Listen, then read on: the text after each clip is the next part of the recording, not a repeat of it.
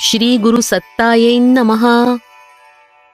विचार क्रांति अभियान प्रस्तुति परिवार को सुव्यवस्थित कैसे बनाएं। लेखक पंडित श्रीराम शर्मा आचार्य। पाठ 6 परिवार का सुनियोजित गठन उत्कर्ष। परिवार गठन का लाभ और श्रेय तभी है जब उस परिकर में व्यावहारिक सुव्यवस्था और भावनात्मक सुसंस्कारिता की निरंतर अभिवृद्धि होती चले। इन दिनों सब कुछ धन के आधार पर नापा और आंका जाता है। जिसके पास जितनी अधिक समृद्धि है वह उतना ही लोगों की आंखों में चमत्कार बनकर दिखता है, साथ ही सराहा भी जाता है। इसी कारण लोग अपने को अमीर दिखाने को सुविधा साधनों से लदा हुआ दिखने का प्रयत्न करते हैं। इस हेतु अधिक धन की आवश्यकता होती है। लोग उसी को सही गलत तरीके से कमाने में लगे रहते हैं और उससे निजी प्रयोजन तथा परिवार के सुविधा साधन बढ़ाने में लगे रहते हैं। समर्थों को अपनी सफलता इसी में दिख पड़ती है, पर वस्तु स्थिति ऐसी है नहीं।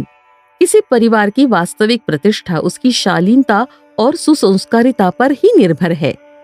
यदि उसमें कमी पड़े तो समझना चाहिए कि बढ़ा हुआ वैभव और ठाट बाट उसका उपभोग करने वालों के लिए पतन पराभव का कारण बनेगा। अमीरी प्रदर्शित करने वाला ठाट बाट क्रमशः अधिक बड़ी शान शौकत मांगने लगता है, अधिक धन की आवश्यकता पड़ती है। ईमानदारी और परिश्रम से तो उस सीमा तक ही कमाया जा सकता है जिसमें औसत नागरिक स्तर का निर्वाह हो सके। निजी वैभव जमाने के लिए तो बढ़ चढ़कर हाथ पैर मारने पड़ते हैं और उसके लिए उचित अनुचित का, न्याय अन्याय का विचार छोड़ना पड़ता है। वैभव के पीछे प्रायः उपार्जन में नीतिमत्ता का नाम मात्र को भी जुड़ी नहीं रह पाती। कोई अधिक कमाने भी लगे तो उस बचत को सत्प्रवृत्ति के संवर्धन में लगाने की उत्कंठा भी नहीं रहती। ऐसी मनस्थिति में विलास वैभव के प्रदर्शन के लिए गुंजाइश ही नहीं रहती। यदि परिवार को ठाठ बाट के आधार पर बड़ा बनाने की सोच रही हो तो उसमें मानवीय गरिमा के अनुकूल शालीनता का निर्वाह न बन पड़ेगा और दिशा प्रवाह नैतिक दृष्टि से पतन पराभव की दिशा में ही बह रहा होगा। यह स्थिति जहां भी बन रही होगी वहां दुखदायी परिणाम ही उत्पन्न होंगे। परिवार परिकर में भी इस दुष्प्रवृत्ति को प्रश्रय नहीं मिलना चाहिए।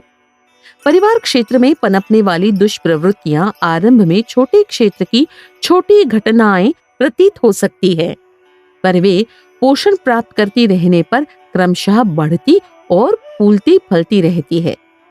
परिपक्व होने पर वे घर के हर सदस्य के स्वभाव का एक अंग बन जाती है और वह असामाजिक स्तर का बन जाता है, भले ही वह पद या वैभव कितने ही ऊंचे स्तर का प्राप्त क्यों न कर ले।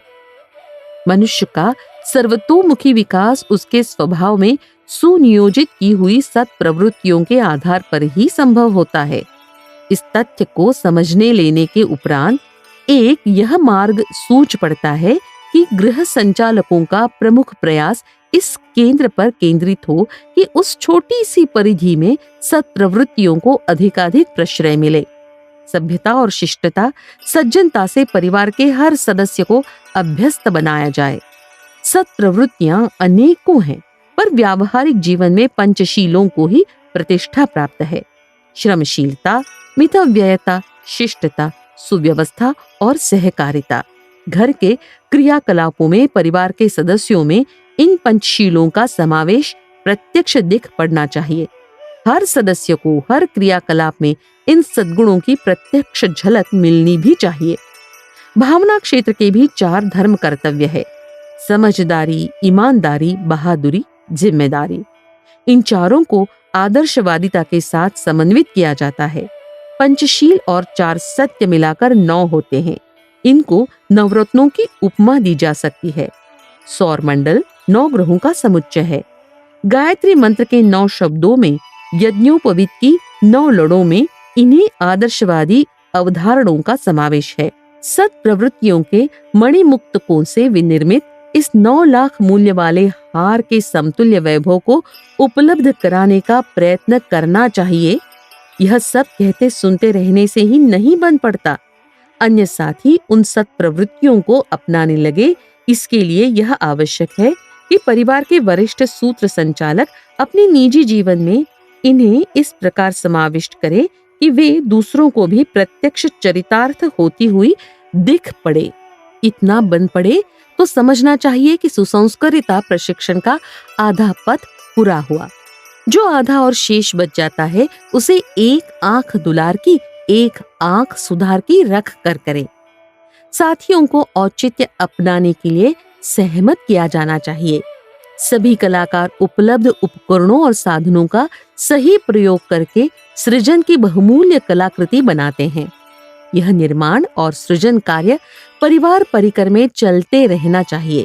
इस संदर्भ में आवश्यक अनुशासन बरते जाने की प्रथा परंपरा हर परिवार में चलनी चाहिए और उसमें सहयोग देने के लिए सभी सदस्यों को मानस बनाने और सहयोग देने के लिए तत्पर किया जाना चाहिए। सहकारी संस्था के रूप में किसी परिवार को इसी आधार पर समुन्नत बनाया जा सकता है और उसके सदस्यों में से प्रत्येक को इसी आधार पर नर रत्न बनने का सुयोग्य सौभाग्य प्राप्त हो सकता है। व्यक्ति और समाज की भलाई इसी में है कि व्यवहार में सत्प्रवृत्तियों का अधिकाधिक समावेश हो और अवांछनीयता के उन्मूलन का प्रयास निरंतर चलता रहे। यह दोनों कार्य परिवार क्षेत्र में आरंभ करते हुए सभी साथियों की सेवा साधना की जा सकती है। परिवार निर्माण के साथ व्यक्ति को भी अपने व्यक्तित्व को अधिकाधिक सुसंस्कृत बनाने का अवसर मिलता है। समाज की सेवा भी इसी से आरंभ की जाए तो ठीक है। अपने परिवार के सदस्य यदि सद्गुणी बन सके तो उनके माध्यम से चलने वाली अगली वंश बेल भी उसी ढांचे में ढलेगी। विकसित व्यक्तित्व का अपना प्रभाव क्षेत्र होता है। दुष्टता इसी प्रकार आतंक का वातावरण बनाती है। उसी प्रकार सज्जनता से भी एक संपर्क क्षेत्र प्रभावित होता है और उसकी सराहनीय चर्चा जहां तक पहुंचती है वैसे ही अनुकरण भावना पनपती जाती है। सुगंध और दुर्गंध दोनों ही अपने अपने स्तर पर वातावरण को प्रभावित करती हैं। रावण, दुर्योधन आदि का समूचा परिवार एवं संपर्क क्षेत्र उसी प्रकार के अनाचार का पक्षधर बन गया था। सज्जनता में हरिश्चंद्र, जनक आदि संपन्नों और कृषि परिकर के लोक सेवियों वाले परिवार इतिहास के पृष्ठों पर स्वर्णिम अक्षरों से अंकित होते रहे हैं। अवांछनीयता का उन्मूलन भी लोक सेवा का एक महत्वपूर्ण पक्ष है। समाज के प्रचलन से व्यक्ति और परिवार प्रभावित होते हैं, पर साथ ही यह भी सच है कि मनस्वी प्रतिभाएं किसी सत्प्रयोजन को स्वयं अपनाकर अपने प्रभाव क्षेत्र में सुधारवादी हलचलें उत्पन्न कर सकती है। कुप्रचलनों का विरोध करने के लिए यदि कहीं अन्यत्र मोर्चा लगाने की परिस्थितियां न हो तो उस कार्य को अपने प्रभाव क्षेत्र परिवार से तो आरंभ किया ही जा सकता है। सेनापति का अनुशासन बटालियन के सैनिक मानते ही है, वैसी ही परिस्थितियां अपने अधिकार क्षेत्र में क्यों नहीं बनाई जा सकती। असहयोग, विरोध और संघर्ष की प्रक्रिया बड़े न सही छोटे रूप में तो छोटे स्तर पर अपने घर में भी चल सकती है।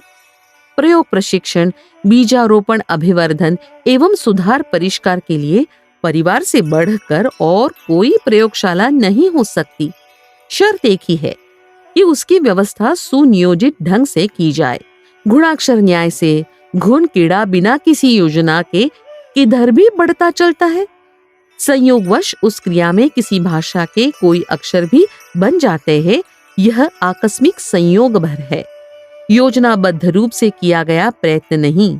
किसी प्रकार अधिकांश लोग गृहस्थी बसा लेते हैं, किसी परिवार के अंग बन जाते हैं, पर उसके पीछे कोई सुनियोजित योजना न होने से उसका स्वरूप और भविष्य किसी भी प्रकार का कुछ बन जाता है। सदस्यों में से कुछ भले निकलते हैं, कुछ बुरे, कुछ बने को बिगाड़ते हैं। यह बिना सोची, बिना तैयारी की, बिना लक्ष्य की क्रिया प्रतिक्रिया है। विचारशीलों को परिवार संस्था के साथ ऐसी उपेक्षा, ऐसी दिल्लगी नहीं करनी चाहिए। उद्यान लगाने वाले माली को पौधों की सिंचाई, निराई, गुड़ाई बराबर करनी होती है। खरपतवार उखाड़ने, रखवाली में चौकस रहने की जागरूकता अपनानी पड़ती है। ठीक यही बात परिवार के संबंध में भी है। उसके हर सदस्य की आदतों, अभिरुचि, योग्यता को ध्यान में रखते हुए उसे आगे बढ़ाने का सरंजाम जुटाना होता है। जो अवांछनीय है उसे सुधारने, बदलने, उखाड़ने के लिए दूरदर्शिता भरे साहस का परिचय देना होता है प्रगति का यही मार्ग है। अवांछनीयताओं को समाज से हटाने के लिए बड़े प्रयास और साहस की आवश्यकता होती है, पर उस प्रयोजन को परिवार क्षेत्र में आसानी से संपन्न किया जा सकता है। आलस्य प्रमाद में समय गंवाना, दुर्व्यसनों का शिकार होना, कुरीतियों को अपनाए रहना जैसी अवांछनीयताएं समाज में प्रचलित पाई जाती है, उन्हें घटाने और हटाने का मन होता है, पर वह अपनी इच्छा शक्ति के अभाव में बन नहीं पड़ती। दूसरों से कहा भर जा सकता है, मानना न मानना उसकी मर्जी पर निर्भर रहता है, किंतु यह कठिनाई उतनी अधिक मात्रा में परिवार क्षेत्र में नहीं होती। घर के बड़े वरिष्ठों का व्यक्तिगत प्रभाव और दबाव न्यूनाधिक मात्रा में सभी सदस्यों पर होता है। वे समझाने या धमकाने से मानने भी लगते हैं। बताए हुए मार्ग पर चलने में बहुत आनाकानी नहीं करते। नशेबाजी, फैशनबाजी, आवारागर्दी, गंदगी, हरामखोरी जैसी बुरी आदतों से बचाने के लिए हर सदस्य को उसकी मनस्थिति के अनुरूप समझाने बुझाने का प्रयत्न करना चाहिए। समाज के प्रचलित दुष्प्रवृत्तियां अपने परिवार को प्रभावित न करे, इसके लिए सभी में दूरदर्शी विवेकशीलता जगाने का प्रयत्न करना चाहिए, ताकि वे अंध परंपरा न अपनाकर जो उचित है उसी को स्वीकार करने का मन बनाए। बाल विवाह, कन्या विक्रय, वर विक्रय, मृतक भोज, भिक्षा व्यवसाय, पर्दा प्रथा, जातिगत ऊंच नीच ऐसी प्रथाएं प्रचलित पाई जाती है। इनका अंधानुकरण करने के लिए अपनों में से किसी का मानस नहीं बनने देना चाहिए। परिवार की सदस्य संख्या बढ़ने पर भी बिखराव उत्पन्न होता है और दरिद्रता, विग्रह जैसे अनेक कारण घुसपैठ करते हैं। औसत नागरिक स्तर से अधिक ऊंचा रहन सहन बनाने, फिजूल खर्ची के लिए हाथ खुला रखने पर भी अनेकानेक बुराइयां उपजती हैं और शालीनता को डगमगा देने की स्थिति उत्पन्न करती है। परिजनों को स्वावलंबी, सुसंस्कारी बनाना कर्तव्य समझा जाए। किसी को भी असभ्य, अनगढ़ और परावलंबी न रहने दिया जाए। कायरता, कृपणता भी अभिशाप है। किसी को भी अनावश्यक रूप से ढब्बू, संकोची नहीं रहने देना चाहिए।